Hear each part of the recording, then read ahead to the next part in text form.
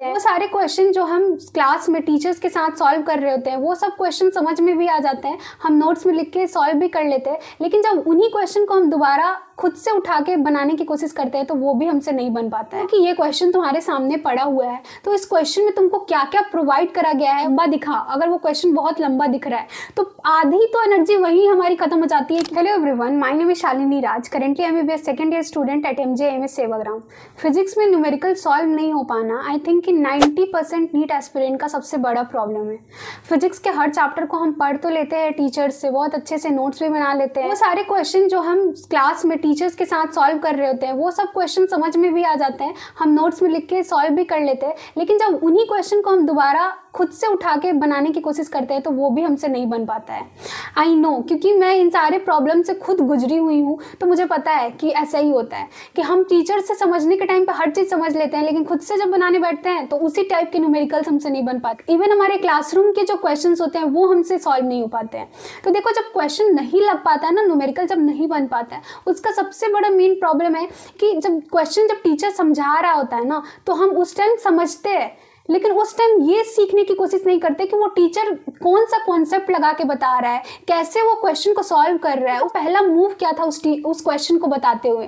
तो वो चीज़ हमें बहुत माइन्यूटली सीखना होता है। मान लो कि ये क्वेश्चन तुम्हारे सामने पड़ा हुआ है तो इस क्वेश्चन में तुमको क्या क्या प्रोवाइड करा गया है वो सबसे पहले तुमको देखना होता है। हम जब फिजिक्स के किसी भी न्यूमेरिकल को देखते हैं, पहले नज़र में वो बहुत लंबा दिखा, अगर वो क्वेश्चन बहुत लंबा दिख रहा है तो आधी तो एनर्जी वही हमारी खत्म हो जाती है कि ये क्वेश्चन हमसे सॉल्व भी हो पाएगा। तो लेंथ ऑफ क्वेश्चन को देख के हमें डरना नहीं है। पहली बात ये एक डर हमारे अंदर पहले ही आ गया रहता है कि यार ये बहुत लंबा क्वेश्चन है, ये तो मुझसे बिल्कुल भी नहीं हो पाएगा। ऐसा नहीं होता है गाइस, बहुत बार ऐसे लंबे लंबे क्वेश्चंस ऐसे 2 लाइन में निपट जाते हैं। तो ये चीज़ तुम्हारे अंदर नहीं आनी चाहिए। दूसरी चीज़ मैं ये बोलना चाहूंगी कि जब भी तुम्हें ऐसा लगे कि तुमसे न्यूमेरिकल्स नहीं सॉल्व हो पा रहे हैं किसी चैप्टर के, इससे पहले उस चैप्टर के जो तुमने नोट्स बनाए हैं उस नोट्स के जितने भी क्वेश्चंस हैं उसको खुद से करने की कोशिश करो। नहीं होता है ना तो फिर जाके उस वीडियो लेक्चर को देखो जहाँ पे उस टीचर ने तुम्हें वो क्वेश्चन बनाना सिखाया था, वहाँ पे तुम गौर से देखो कि वो टीचर कैसे समझा रहा है, कौन सा कॉन्सेप्ट लगा रहा है, फिर उस कॉन्सेप्ट को यूज़ करके कौन सा फॉर्मूला लगा रहा है,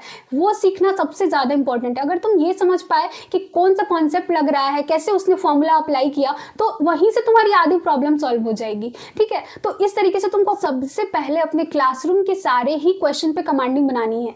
जब तक तुम्हारे क्लासरूम के सारे क्वेश्चन नहीं सॉल्व हो रहे हैं तब तक तुमको या फिर डीपीपी या फिर कोई बुक या फिर मॉड्यूल किसी भी चीज़ पे शिफ्ट नहीं करना है अपने आप को। ठीक है, तो ये चीज़ करो। और जब तुमको लगे कि तुम्हारे क्लासरूम के नोट्स तुमको अच्छे से बन जा रहे हैं, अब किसी बुक या किसी मॉड्यूल पे शिफ्ट करना चाहते हो, तो तीसरी चीज़ तुमको ये करनी है कि तुमको सबसे पहले उसमें जो ईजी लेवल वाले क्वेश्चन हैं वही बनाना स्टार्ट करना है। देखो, मॉडरेट और डिफिकल्ट लेवल वाले क्वेश्चंस बहुत कम आते हैं नीट के अंदर। अगर तुमने इजी वाले ही बहुत अच्छे से सॉल्व कर लिया और सारे क्वेश्चन सॉल्व कर लिए तो तुम 180 में ना 100 मार्क्स तो ऐसे ही लेके आ जाओगे, 100 to 120। क्योंकि 45 में से 20 से 22 क्वेश्चंस तो ऐसे होते हैं जो डायरेक्टली फॉर्मूला बेस्ड होते हैं, जिसमें सिर्फ क्वेश्चन पढ़ने के बाद उसमें जितने भी तुमको डाटा दी हुई है वो यूज करते हुए तुमको एक फॉर्मूला फाइंड आउट करना होता है कि इस वाले क्वेश्चन में कौन सा फॉर्मूला लगेगा जिससे डायरेक्टली क्वेश्चन का आंसर निकल सकता है।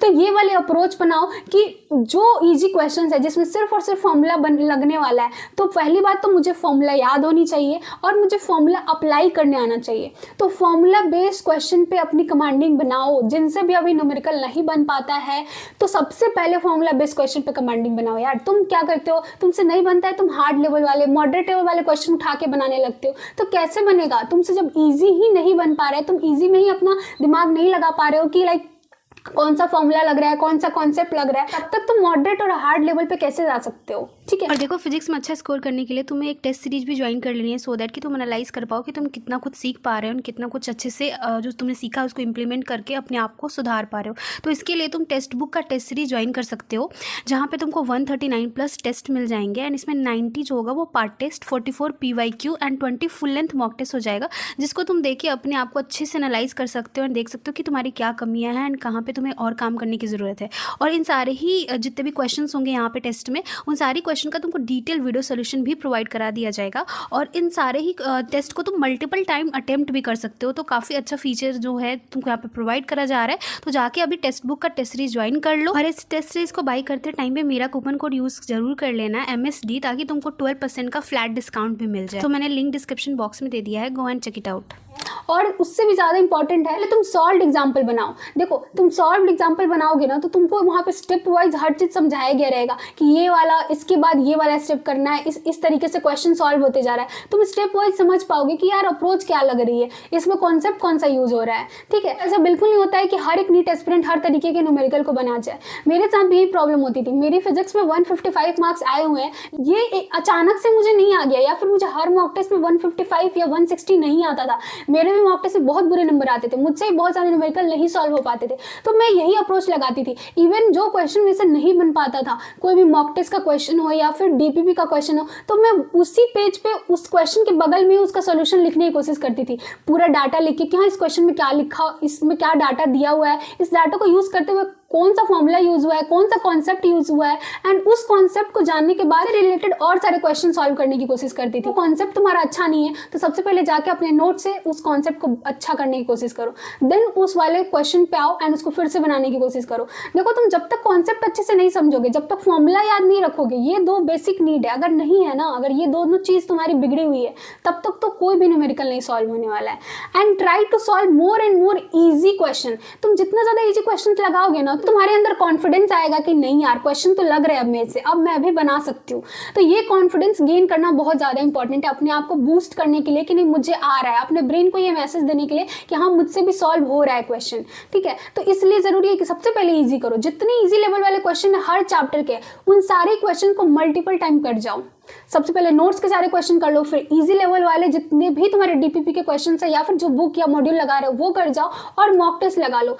कोई जरूरत नहीं है बहुत सारी चीजें करने की। मैं तुमको बता रही हूँ, मैंने अपने 3rd ड्रॉप में ना मॉक टेस्ट लगाया था। मॉक टेस्ट के जितने क्वेश्चन थे मैं उनको बार बार करती थी। एक बार एक मॉक टेस्ट को दे के रख नहीं देना है, उसको तुमको मल्टीपल टाइम्स करना है। मैंने अपने पिछले कई वीडियो में तुमको दिखाया भी है कि देखो मेरे पास 100+ मॉक टेस्ट थे जो कि मैंने ऑफलाइन मोड में प्रैक्टिस करे हैं प्रिंट आउट निकाल के। तो वो उन सारे मॉक टेस्ट में मेरा सॉल्यूशन भी लिखा रहता था हर क्वेश्चन के बगल में, जो भी मेरे से नहीं बन पाता था, सो दैट कि मैं जब भी उस मॉक टेस्ट को रिवाइज करने के लिए उठाऊं तो अगर मेरे से नहीं बन पाया वो क्वेश्चन पढ़ने के बाद तो इमीडिएटली मैं उसका सॉल्यूशन देख के फिर से उसको याद करने की कोशिश करूँ। एक टेक्निक में तुमको और बताती हूँ। तुमसे कोई क्वेश्चन ऐसा लग रहा है कि ईजी टू मॉडरेट लेवल का है, तुमसे नहीं सॉल्व हो पा रहा है, तुम उसको ट्राई करो याद करने की कि कौन सा कॉन्सेप्ट लग रहा है, किस तरीके का क्वेश्चन है, याद करने की कोशिश करो यार, उसका सोल्यूशन याद करने की कोशिश करो। जरूरी नहीं है कि हम हर एक क्वेश्चन को सॉल्व करके ही बनाएंगे। हमको कोई PhD नहीं करना है फिजिक्स के अंदर, फिजिक्स में महारत हासिल नहीं करना है। अल्टीमेटली हमें नीट में एक गवर्नमेंट सीट हासिल करना है, तो वो ज़्यादा इंपॉर्टेंट है। तुमको नहीं समझ में आ रहा है, नहीं लग रहा है कि हम समझ पाएंगे, तो उसको याद कर जाओ, उसके स्टेप्स को याद कर जाओ कि कैसे ये क्वेश्चन बन रहा था। तुम उसको बार बार देखोगे तुम्हारे दिमाग में छप जाएगा कि हाँ ये क्वेश्चन इस स्टेप से बन रहा है और इस तरीके से मुझे बनाना है, तो इस तरीके से चलना है। ठीक है, अरे टेक्निक मैंने बताई, इसको अप्लाई करके तुम अभी से अपने सारी चैप्टर के क्वेश्चन बनाने स्टार्ट करो। देखो तुम अभी से तुम चेंजेस पाओगे कि तुमसे 60 to 70% क्वेश्चन बन जा रहे हैं। और ट्राई करो तुम हर एक चैप्टर का फॉर्मूला सीट रखो और उसको बार बार रिवाइज करो। फॉर्मूला नहीं याद रखोगे किसी भी तरीके का कोई भी क्वेश्चन नहीं बन पाएगा। तो ये चीज़ तुमको करनी है। और जहाँ पे भी तुम, बहुत सारे ऐसे बच्चे हैं जो ऑफलाइन पढ़ रहे हैं या फिर किसी से डाउट पूछ रहे हैं ऑनलाइन में ही, तो जो टीचर तुमको समझा रहा है ना उसको थोड़ा ध्यान से देखो। जब टीचर तुमको सोल्यूशन बता रहा होता है तो कि वो कैसे बता रहा है, उसने कैसे निकाला वहाँ पे आंसर, किस तरीके से कौन सा कॉन्सेप्ट यूज़ कर रहा है, ये चीज़ बहुत ध्यान से और बारीकी से जब तुम देखोगे तो तुमको खुद भी अपने ऊपर इम्प्लीमेंट करने में हेल्प लगेगा कि हाँ ये ऐसे ऐसे करके बना रहे थे, टीचर ने ऐसे समझाया तो मुझे भी इस तरीके से चलना है। ये चीज़ सीखनी पड़ेगी और ये अचानक से तुम्हारे अंदर ये बिल्ड नहीं होगा। इसके लिए तुमको अभी से ही मेहनत करना पड़ेगा। और अभी से अगर तुम रेगुलरली इस तरीके से प्रैक्टिस करोगे तो आगे आने वाले 1-1.5 महीने में तुम जरूर ये चीज़ सीख जाओगे। और तुमसे देखना, तुमसे जो क्वेश्चन नहीं सॉल्व हो पा रहे थे, जो बहुत ईजी लेवल के क्वेश्चन भी तुमसे नहीं सॉल्व हो पा रहे थे, तुम वो सारे सॉल्व कर ले जाओगे। और तुम सिर्फ फॉर्मूला बेस्ड भी सॉल्व करने लग जाओ ना तो तुम ईजिली 100-120 तक फिजिक्स में पहुंच सकते हो। तो ट्राई करो जितना हो सके ईजी और फॉर्मूला बेस्ड क्वेश्चन पे अपनी कमांडिंग बनाओ। और एक और चीज़ मैं बोलना चाहूँगी जिनको न्यूमेरिकल में प्रॉब्लम है, वो थ्योरेटिकल अपने एस्पेक्ट को और स्ट्रॉन्ग करने की कोशिश करो कि थ्योरी बेस्ड अगर कोई भी क्वेश्चन आ रहा है या फिर जो तुमको PYQs में थ्योरी बेस्ड क्वेश्चन लग रहे हैं जिस भी टॉपिक से, उस वाले टॉपिक को तो बहुत अच्छे से पढ़ जाओ, क्योंकि उससे फिर थ्योरी बेस्ड क्वेश्चन आने के चांसेस है। और थ्योरेटिकल क्वेश्चन ऐसे भी तुमको आराम से 4 नंबर दे जाएगा अगर तुम वो चीज़ याद, अगर तुमको वो कॉन्सेप्ट याद है तो। उसमें सिर्फ पढ़ना रहता है। थ्योरी बेस्ड क्वेश्चन में क्या है, डाटा दिया हुआ है, पढ़ना है, आंसर टिक कर देना है, ठीक है। तो थ्योरेटिकल क्वेश्चन पे भी थोड़ा ध्यान दो सो दैट कि तुम अपने मार्क्स को और अच्छे से बूस्ट कर पाओगे। सो जो चीज़ें बताई इन सब चीज़ों को अच्छे से फॉलो करो ना, तुम बहुत अच्छे से इंप्रूव करोगे एंड फिजिक्स में तुमको धीरे धीरे न्यूमेरिकल बनाने भी आ जाएगा। इवन फिजिक्स में ही नहीं, तुम इन सारी चीज़ों को केमिस्ट्री में, फिजिकल केमिस्ट्री के ऊपर भी अप्लाई कर सकते हो जहाँ पे तुमसे न्यूमेरिकल्स नहीं बन पाते हैं। So wish you all the best. Doubt हो नीचे कमेंट सेक्शन में लिख दो, मैं उस पर वीडियो जल्द से जल्द बनाने की कोशिश करूंगी। और चैनल पर नए हो तो प्लीज़ इस चैनल को सब्सक्राइब कर लेना सो दैट कि तुमको इसी तरीके की हेल्पफुल वीडियो अभी और नीट 2025 से रिलेटेड मिलते रहेगी। वीडियो को लाइक कर देना। मिलते हैं नेक्स्ट वीडियो में। Thank you so much.